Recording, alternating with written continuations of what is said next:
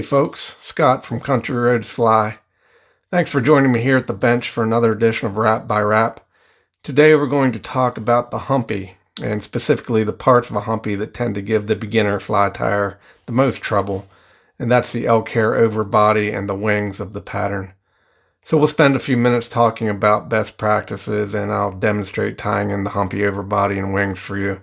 Hopefully simplify things a bit so that you can tie your own Humpies with confidence.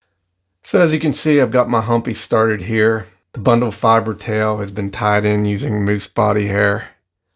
And note that the tail butts are clipped off just about the midpoint, or maybe a thread width or two behind the midpoint. For successful Humpy tying, it's all about material dimensions and thread positioning. So as you tie in various components of the fly, take these into consideration, and we'll identify these variables throughout the video for you. So I've got a bundle of elk hair here that will be used for the overbody and the wings. I've stacked the bundle using a hair stacker so that the tips are aligned, and I've cleaned all the fuzzies out from between the hair.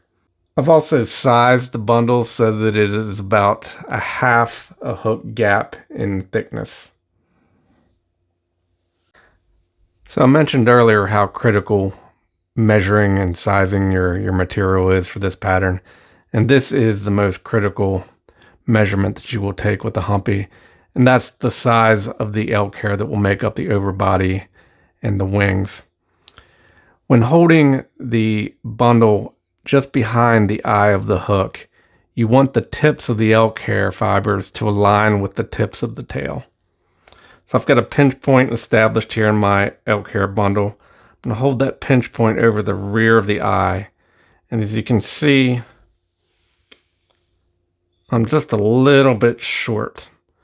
So I'm going to lengthen the elk hair just a bit by repositioning my pinch point towards the butt ends a little bit. And I'm still just a hair short, so I'm going to lengthen the fibers a bit more, just adjusting my pinch point.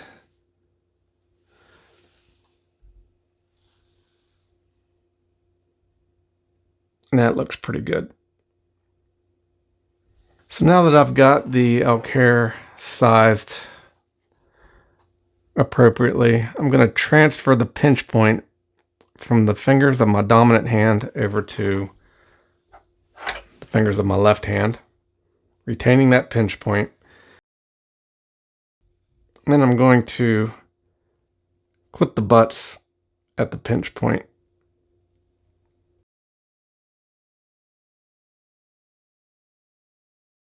So now I'm going to hold the elk hair fibers over the hook shank such that the butt ends of the elk hair aligns with the butt ends of the moose mane for the tail that I've already tied in.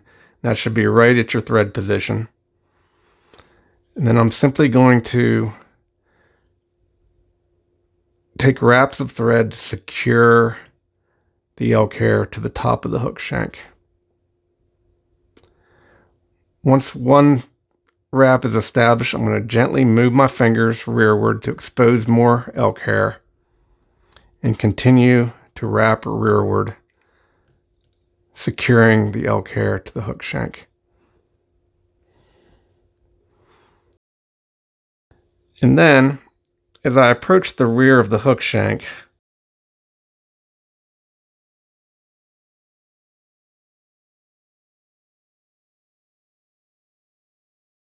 I'm going to pull the tips of the elk hair upward so that it exposes the thread that was used to tie in the tail.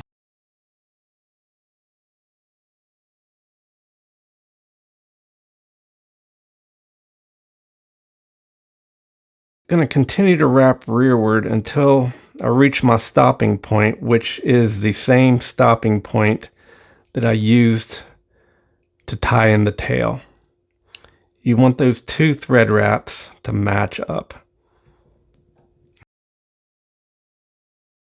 So the last thread wrap that I use to secure this elk hair should be right on top of the rearmost wrap that I took to secure the tails.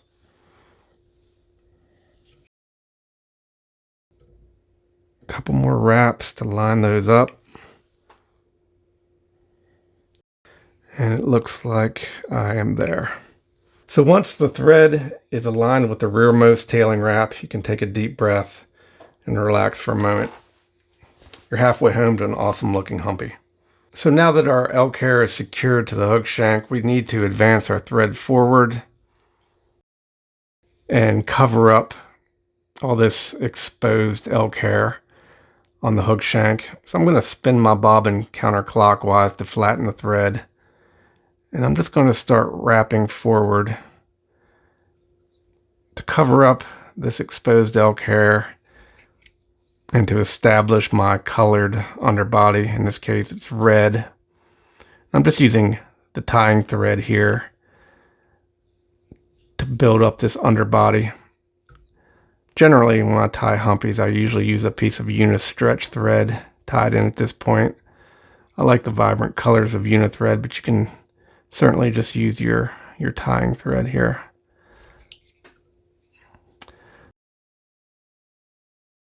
So this is the abdomen of the humpy.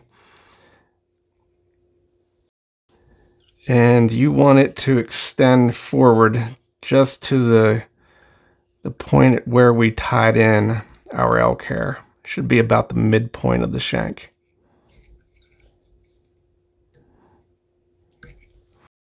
Once I'm happy with the underbody, this is looking pretty good. I'm then going to, with my thread positioned just in front of the abdomen, I'm going to take the elk hair, push it forward,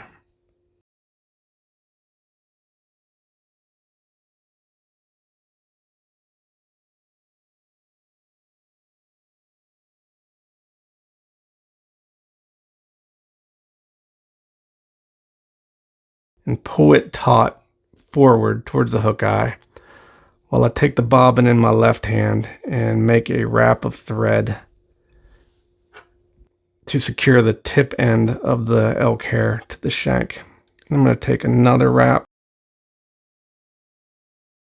pull it nice and tight. And once you have a couple wraps, you can release the tips of the elk hair. And then I'm going to continue to make 3 or 4 more wraps forward to continue to bind down the tip end of these elk hair fibers. And these additional wraps here that you see, this is what will form the base for your hackle. So you want to make sure that this is nice and smooth. Provides a nice smooth base for your hackle. So now we're left with only the tips of the elk hair fibers to deal with, which will become the wings of our humpy. Many tyers simply post up the wing tips at this point, but I prefer to use the divided fiber wing technique to create 2 distinct wings. So that's what I'll quickly do now. If you need more details on this wing technique, we have a video dedicated to that, so you can check that out.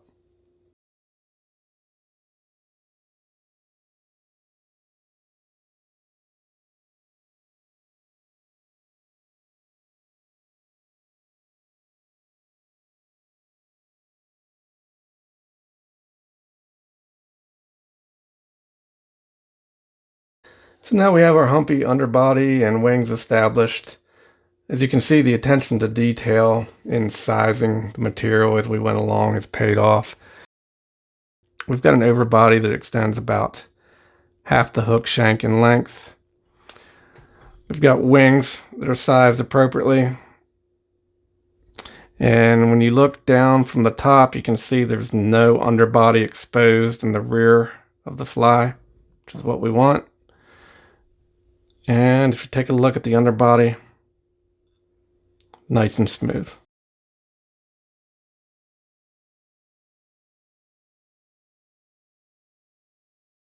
So I hope this video focusing on a couple of the most challenging parts of humpy tying has demystified the pattern a little for you. The humpy is a great fly. It floats well, it's easy for the fishermen to track, and the trout often seem to like them. So if you would like to see this pattern tied from start to finish, we do have a rapid wrap video focusing on a yellow humpy. So please check that out. So thanks for joining me here today, and we'll see you next time.